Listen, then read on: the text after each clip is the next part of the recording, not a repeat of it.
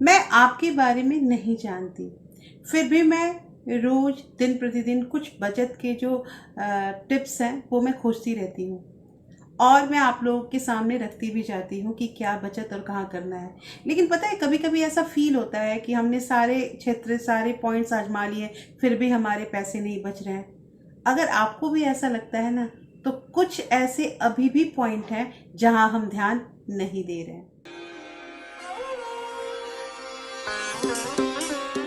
Hello everyone, welcome back to my channel real life with Tuku. कैसे हैं आप लोग? आई होप आप बहुत अच्छे होंगे और सेहतमंद होंगे और आप लगातार मेरी वीडियो के साथ भी बने हुए होंगे। दोस्तों, आज के वीडियो में हम बात करेंगे कि और ऐसे नए कौन से बचत के तरीके हैं जहां हमारे पैसे बच सकते हैं। देखिए, हर दिन कुछ नया नया मैं आपको पॉइंट बता रही हूँ, लेकिन ये जो पॉइंट मैं बता रही हूँ ना, ये सारे पॉइंट जो हैं ये प्रैक्टिकल है। मैंने अपने लिए ये सारे अपनाए हैं और मैंने पैसे बचाए हैं। लेकिन अब ये नहीं कि मैंने कितने बचाए हैं, कौन से पॉइंट से, ये अलग चीज़ होती है। मैंने कुछ पैसे बचाए हैं और कुछ पैसे बचाए हैं और उसका नतीजा मुझे पिछले 10 साल में दिख रहा है, जो मैं आपके साथ अपना जो भी अनुभव है वो मैं आपके साथ शेयर करती रहती हूँ। तो आज का जो वीडियो है, यहाँ भी मैं आपको 3 ऐसे पॉइंट बताऊँगी जिसकी जानकारी होनी बहुत ज़रूरी है, और अगर हम इन 3 पॉइंट पे ध्यान देते हैं तो भी हमारे पैसे बचेंगे। तो दोस्तों, वीडियो स्टार्ट होने से पहले एक नम्र निवेदन है कि अगर आप लोगों ने अभी तक रियल लाइफ विद टुकू को सब्सक्राइब नहीं किया है तो प्लीज़ सब्सक्राइब कर लीजिए अपने इस चैनल को, और साथ में जो बेल आइकन है उसे भी ज़रूर प्रेस कर दीजिएगा ताकि ऐसे ही इंटरेस्टिंग वीडियो के नोटिफिकेशन आपको मिलते रहे। दोस्तों, वीडियो पसंद आए तो एक लाइक ज़रूर कर दीजिएगा। तो चलिए स्टार्ट करते हैं वीडियो को। सबसे पहला पॉइंट है दोस्तों, अधिक पानी पीना। देखिए, अब ये थोड़ा सा पॉइंट थोड़ा अटपटा लग रहा होगा, लेकिन ये अटपटा है नहीं। बहुत लोग बात करते हैं ना कि जो हम लोग पेयजल लेते हैं ना वो लेना चाहिए, ज़्यादा से ज़्यादा पानी हमें कंज्यूम करना चाहिए, और ख़ासकर आजकल गर्मी का सीज़न है तो इसमें तो पानी ज़्यादा लेना ही चाहिए। तो इसमें मैं आपको ये जूस, फिर चाय, कॉफ़ी या बहुत लोग अल्कोहल लेते हैं, इसकी बात नहीं कर रही हूँ। मैं इसकी जगह पे एक साधारण पानी जो होता है, सिंपल वाटर, उसकी बात कर रही हूँ। हाँ, इसमें थोड़ा सा ट्विस्ट ये कर सकते हैं कि वो जो पानी है वो हम ठंडा ले सकते हैं क्योंकि अभी गर्मी बहुत पड़ रही है, लेकिन ज़्यादा पानी जो है ना वो कंज्यूम करना हमारी बॉडी के लिए बहुत ज़रूरी हो जाता है। और ये जो ज़्यादा पानी हम पीते हैं, इसमें हमें ज़्यादा खर्च भी करने की ज़रूरत नहीं है। इसमें करना ये है दोस्तों कि एक बॉटल पानी का अपने साथ हमेशा कैरी करना है। देखिए, आपके पास अगर बॉटल रहेगा ना तो आप कहीं भी बाहर है ना, आपका पानी खत्म हो गया तो आप उसे फिल कर सकते हैं। लेकिन आपको पता है ये जो बोतल जो होता है ना, जो पैक्ड बॉटल मिलता है और लोग खरीदते हैं, इसमें हमारे बहुत पैसे जाते हैं और आपको ये जानकारी नहीं है कि वो पानी जो है वो कहाँ से आ रही है। आपने देखा होगा ना कि बहुत सारे जो सेलिब्रिटी भी होते हैं ना वो अपने साथ अपना पानी का बॉटल जो है वो कैरी करते ही हैं।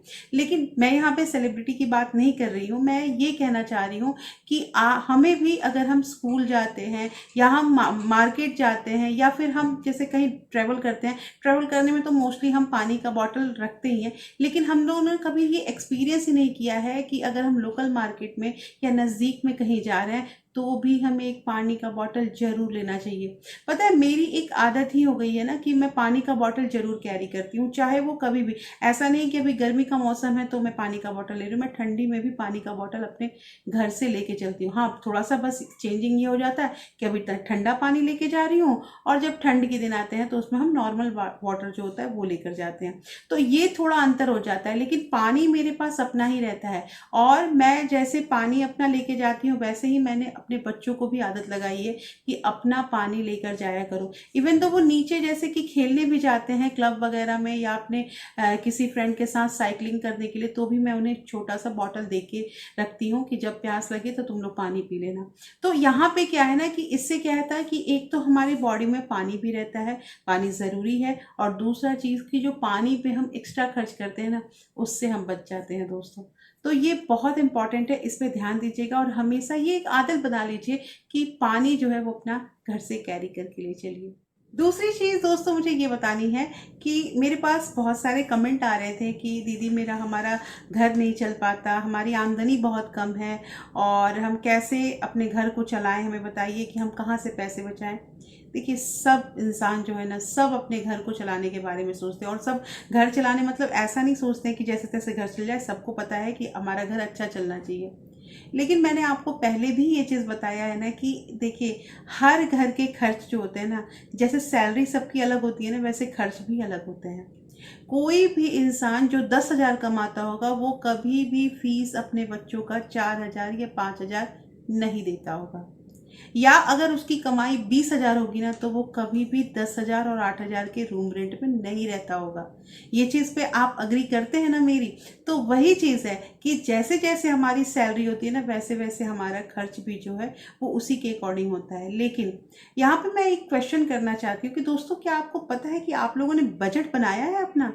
आपको क्या पता है कि कितने पैसे आपकी सैलरी आती है वो आपको पता होगी, लेकिन कितने पैसे कहाँ कहाँ खर्च होते हैं ये आपको पता है? अगर आपको पता है और उसके बाद भी पैसे नहीं बच पाते हैं, तो वहां पे थोड़ा सोचने की जरूरत है कि अब हमें किस क्षेत्र में, किस हमारा जो कैटेगरी है वहां पे हमें कमी करनी होगी कि हमारे पैसे बचे। सेकंड स्टेप ये होता है। लेकिन जब हमें पहला ही स्टेप नहीं क्लियर है कि हमारा पैसा कहाँ कहाँ कितना कितना खर्च हो रहा है, तो हम सेकंड स्टेप तक तो पहुंचेंगे ही नहीं। तो दोस्तों, मुझे यहाँ पे एक चीज कहनी है ना कि सबसे पहले चीज तो आप बजट बनाइए। बजट बनाइए, उसके बाद उस बजट को चेक कीजिए कि हमारी सैलरी का कितना पार्ट, कितना परसेंटेज कहाँ कहाँ लग रहा है।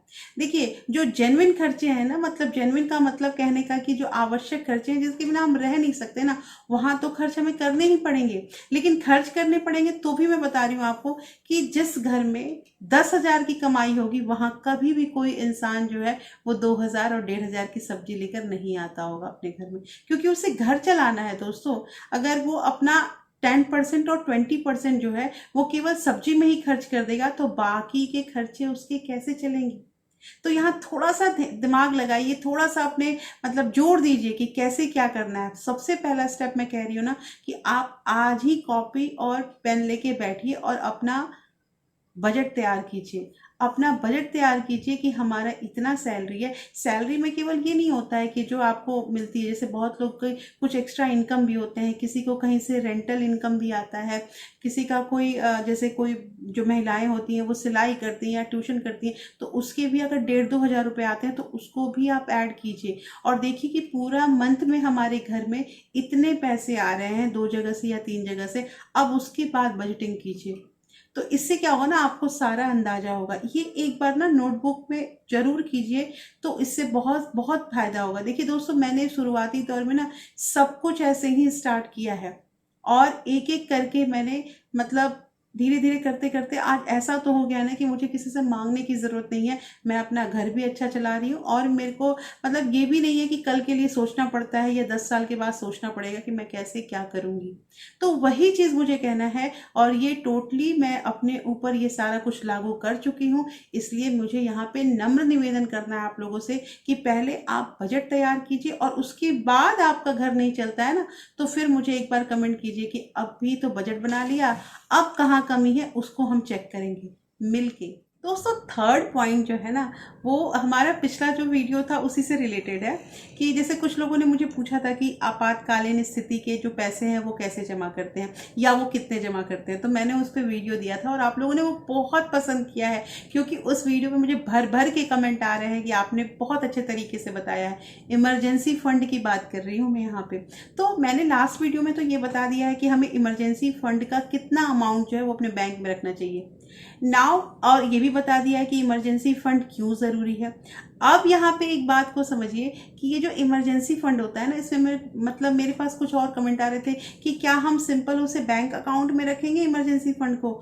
तो हाँ, आप इन पैसों को ना कहीं भी जमा मत कीजिए। जैसे कहने का मतलब ये है कि आप उसे जैसे किसी स्कीम में हम लगा देते हैं ना कि स्कीम में लगा देते हैं और वो 5 साल के बाद 6 साल के बाद हमें मिल जाएगी। नहीं नहीं, इमरजेंसी फंड का मतलब होता है दोस्तों कि आप उसे बैंक में रखिए। अब बैंक में आप एक सुरक्षित काम ये कर सकते हैं कि आप उस इमरजेंसी फंड की एक एफडी बना लीजिए। हाँ, मैं यहाँ फिक्स डिपॉजिट के बारे में कह रही हूँ, क्योंकि देखिए ये क्या होगा ना कि फिक्स डिपॉजिट आजकल तो मतलब सब कुछ ऑनलाइन हो रहा है, तो आपने ओपन करा लिया और आपको जब जरूरत पड़े 1 साल में, 2 साल में या 6 महीने के बाद आप उसे ब्रेक कर सकते हैं और वो सारे पैसे आपके अकाउंट में इजीली आ जाएंगे। तो यहाँ पे मुझे ये कहना है ना दोस्तों कि आप एफडी करने के अलावा और कहीं भी किसी स्कीम में ये जो आपका इमरजेंसी फंड का पैसा है इसको मत लगाइएगा। देखिए एक बात मैं आपको बताती हूँ, एक मेरी फ्रेंड है, उसने मुझे बोला था कि इमरजेंसी फंड मतलब यही तो होता है जो एलआईसी वगैरह का हम पैसा जमा करते हैं, एलआईसी में जो हम पैसे जमा करते हैं वो इमरजेंसी फंड ही तो है। नहीं नहीं, आप ध्यान से दीजिए, एलआईसी या फिर किसी भी तरह का इंश्योरेंस जो होता है ना उसका एक ड्यूरेशन होता है, टाइम ड्यूरेशन, कि इतने टाइम के लिए हमें इतना पैसा जमा करना है और उसके बाद जो हमारा जो भी मतलब वो मैच्योर हो जाएगा तो हमें कितना अमाउंट मिलेगा। तो यहाँ आप जो इमरजेंसी फंड है ना उसको इंश्योरेंस के साथ कंपेयर मत कीजिए, क्योंकि अगर आप इमरजेंसी फंड को इंश्योरेंस में आप पैक कर देते हैं तो फिर बीच में अगर बाई चांस आपको जरूरत पड़ेगी, नहीं जरूरत पड़ेगी तो वेल एंड गुड, लेकिन अगर जरूरत पड़ गई तो आप उसे ब्रेक कीजिएगा और आपको उस टाइम में नुकसान होगा। क्योंकि ऐसा नहीं है दोस्तों कि बीच में अगर ब्रेक करते हैं तो हमें पूरा जो है वो इंटरेस्ट और ये वो मिल जाता है। हाँ, यहाँ पे क्वेश्चन ये भी आ सकता है कि एफडी भी तो अगर बीच में ब्रेक करेंगे तो हमें नुकसान होगा। हाँ हाँ, नुकसान होगा, लेकिन उतना नहीं होगा जितना एक चोट इंश्योरेंस का लगेगा। तो ये सब छोटी छोटी चीजें हैं, लेकिन छोटी छोटी चीजों को भी हमें ध्यान देना है दोस्तों। पैसे बचाने हैं ना तो हर एक कदम जो है वो हमें फूक फूक के रखना होगा। तो दोस्तों कैसी लगी आज की वीडियो मुझे जरूर बताइएगा। होपफुली ये तीनों जो पॉइंट है वो तीनों पॉइंट आपको अच्छी लगी होगी। अच्छी लगी है तो प्लीज़ आप इस वीडियो को अपने फ्रेंड्स और फैमिली के साथ शेयर भी कर सकते हैं। और आपको ये वीडियो पसंद आई है तो आप अपना एक लाइक करके मुझे अपने बारे में बता सकते हैं। और हाँ, कमेंट ज़रूर कीजिएगा कि कौन सा पॉइंट आपको ज़्यादा अच्छा लगा। और आपके पास भी अगर कोई नया पॉइंट है तो प्लीज़ आप कमेंट कीजिए, मैं ज़रूर उसे आने वाले वीडियो में उसके लिए डिस्कशन करूँगी। इसके साथ दोस्तों मुझे एक चीज़ और कहना है कि हम बहुत जल्द लाइव होने वाले हैं। तो अभी जो हमारी ये 22K की जो फैमिली है, इस फैमिली को 25K कीजिए। और जिस दिन हमारा 25K कंप्लीट होता है हमारी यूट्यूब फैमिली का, तो हम बहुत जल्दी लाइव करेंगे। और साथ ही मैं बहुत जल्द आपका Q&A जो वीडियो है, क्वेश्चन एंड आंसर, वो भी लाने वाली हूँ। तो उसके लिए आप लोग जितने भी क्वेश्चन करने हैं आप लोग कीजिए, मैं एक नोट डाउन करूँगी डायरी में और उसके साथ मैं एक वीडियो ज़रूर बनाऊंगी और सबका क्वेश्चन मैं उसमें लेने की कोशिश करूँगी। तो फिर मैं मिलती हूँ ऐसे ही एक इंटरेस्टिंग वीडियो के साथ। तब तक अपना प्यार और सपोर्ट ऐसे ही बरकरार रखिएगा। Thank you, thanks for watching.